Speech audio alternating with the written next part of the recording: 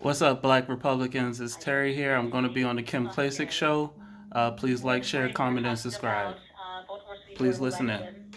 They had a little issue, sent out the wrong ballots to some voters, and there was a mix-up between District 43A and Let me District call you back. 45. I'm getting ready to get on the radio. And I said to everybody, if you didn't receive your absentee ballots already, please check them and just make sure you got the right ballot and the right candidates are on your ballot. Seems that there's, a couple mistakes.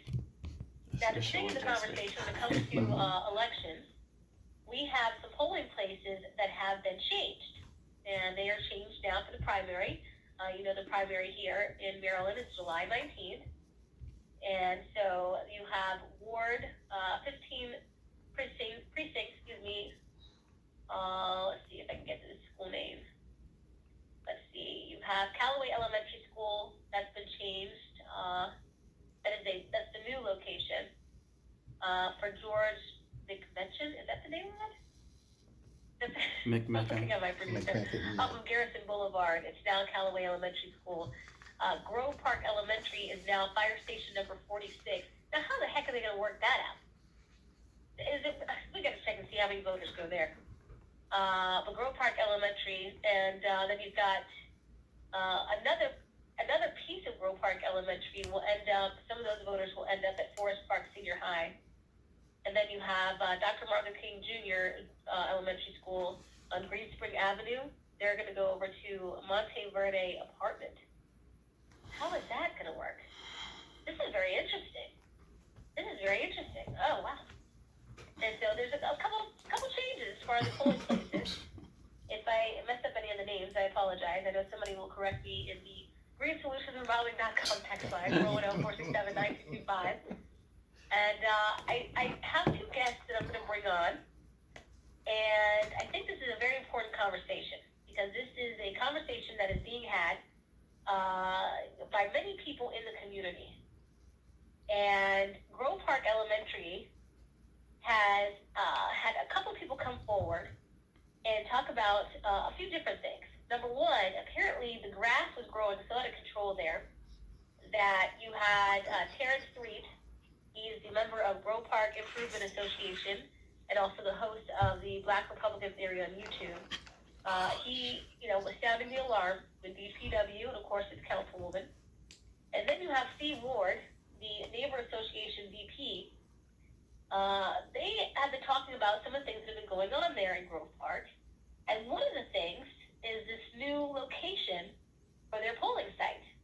So I would like to welcome Steve Ward and Terrence Reed to the show. Thank you both for being here today. Hi, Kim. Good morning. Thank you for good afternoon. Thank you for having us on.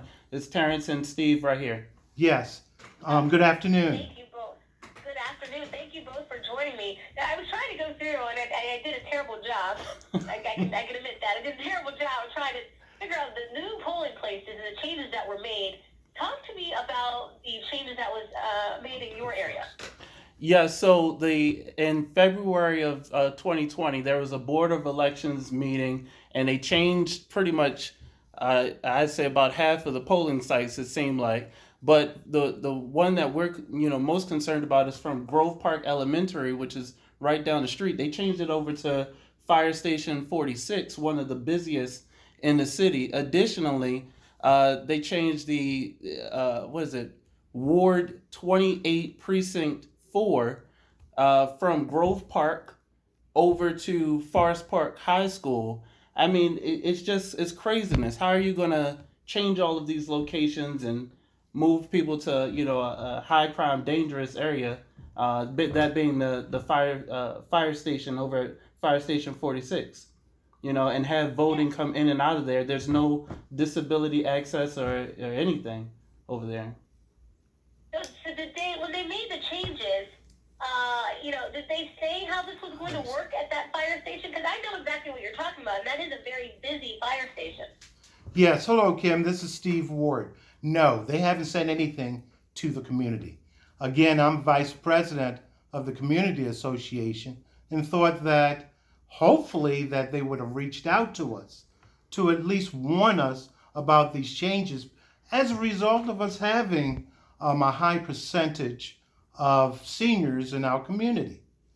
I will Right. also say this, that I had done some research and found out that this was decided in a meeting that was presided by Joyce Smith, who is the vice president of the Board of Elections for Baltimore City. I went to Joyce, and Joyce told me she knew nothing about it.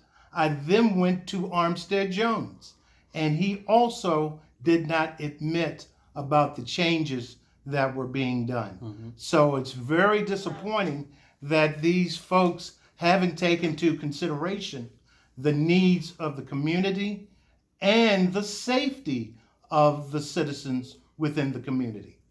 So Well, we're that's very actually upset about how that. many people, how many voters now are in your district that will have to report to new locations? Do you have like a roundabout Yeah, number of how many voters there are? yes, yes. So in Ward 28, Precinct 2, which is Grove Park area directly, and a bit of Woodmere, there's 1,900 voters, mostly Democrats. Surprise, surprise, it's Baltimore. All of the voters, except for about 70, are registered Democrats. So, and this is a mostly black area as well. So, in my opinion, when you're changing the polling station and you're changing it to a location that is unaccessible for most individuals, that's a form of voter suppression, according to the Voting Rights Alliance and one of my professors at University of Baltimore, Gilda Daniels, who's a voting rights attorney. So I mean, this is a big issue. Now, for the other precinct that's being changed, that's about 400 voters that will be displaced from their current site as well, away from Grove Park to Forest Park. Okay, so and I can see here again, if you're just joining us, we're talking to Terrence Reed and Steve Ward over in Grove Park. And when I look at this, I see that the Baltimore School Board voted to close Grove Park back in 2016, or well, they voted in 2016, and then it closed in 2018. And then Dr. Sonia Satali said Grove Park is unsustainably small with just 282 students, and that's why they closed it. What? Is there any reason that they can't still use Grove Park Elementary? And if not, where would you like to see voters go? You know, if it's not the fire station. Kim, first of all, the information that was showing up, that's flawed. That Grove Park is bigger than that.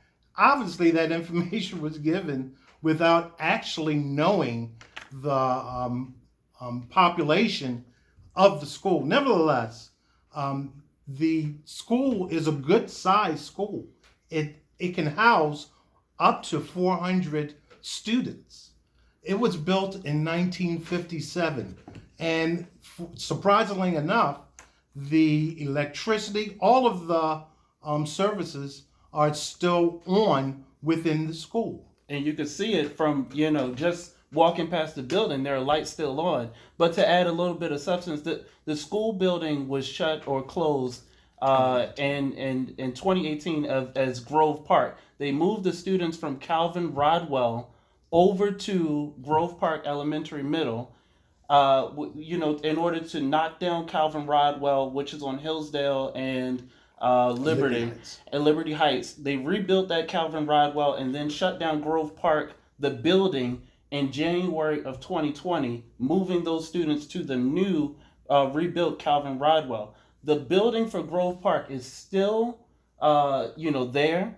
They actually built an addendum to or modular structure to the building back in 2007. I know because 4 of my siblings went there, and the electricity, everything is still running in the building. We actually just had about 5 proposals for the building, including one charter school. There's been no action on that from the Department of Planning. And so, it boggles my mind that Dr. Santalisas would say that it was an underutilized school.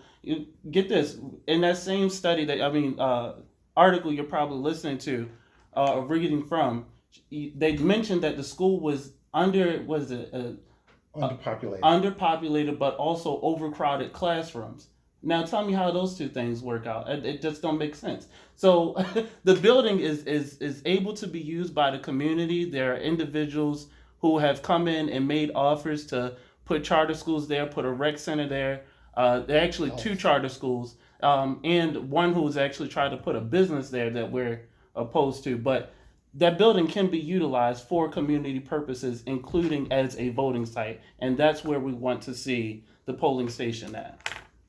Okay, yeah, because I'm reading from the Baltimore Sun. This came out December 13th, 2016, by Carrie Wells. It says Baltimore School Board votes to close 4 sites. And I guess, I don't know if you answer my question there. Where would you, instead of the fire station, Yes. where could we send those voters? You said it's about 1,800 registered voters? Yeah, yes, 1,900 registered voters. We can definitely still use the Grove Park building.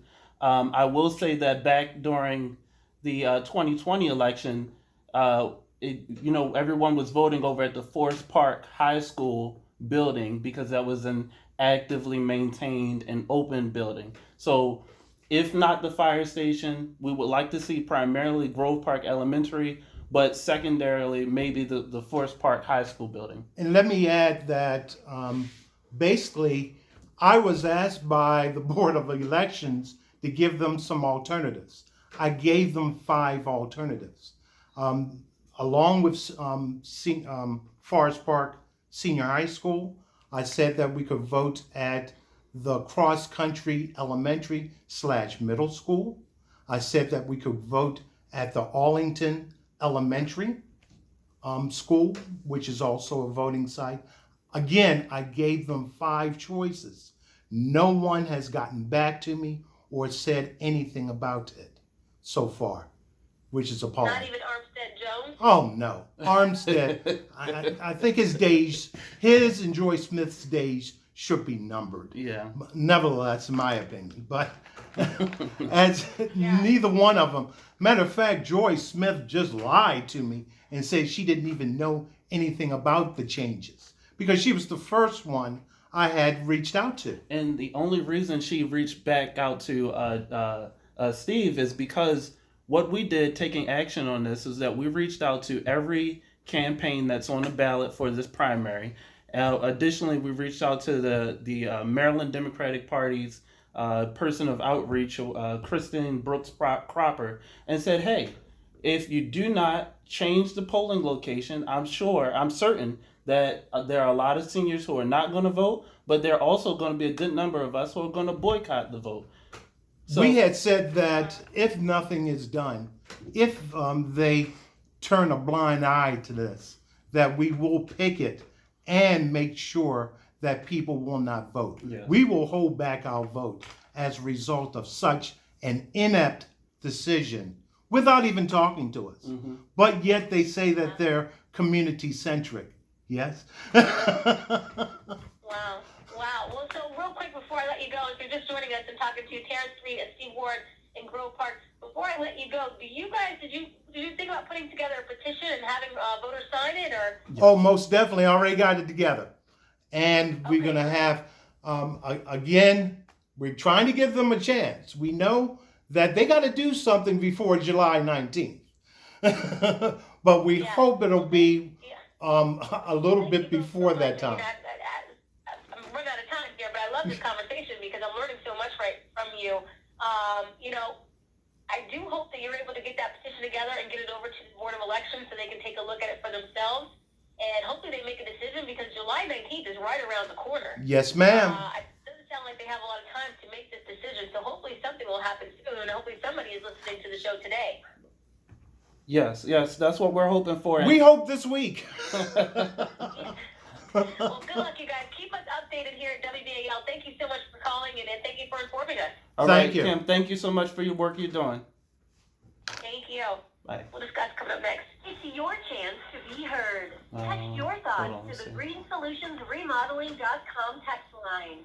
410-467-9225. Expect I didn't know if more. they were going to transfer. Yeah, say something.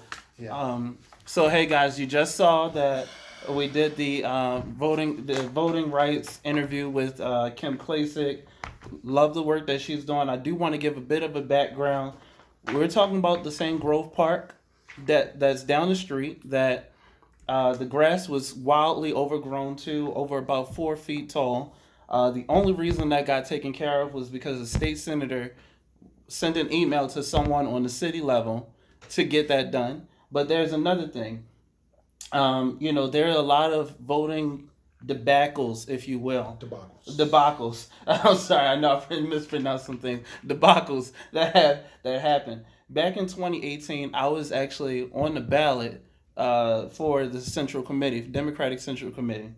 And when I went to go vote, I was told, number one, you're not on the voting rolls, but number two, you've received your absentee ballot already, which was inaccurate. So I was given a provisional ballot instead. Another thing that happened was, you all know that I walked away from the Democratic Party in 2020. And so when I changed my voting registration, I actually received not one, but two new voter registration cards saying, hey, no, you made a mistake. No, the hell I didn't. I knew what I was doing by walking away from the Democratic Party. And they allowed this constant mess to continue to go on only here in Baltimore City, where they have benches that says greatest city in America, which is a most blatant lie.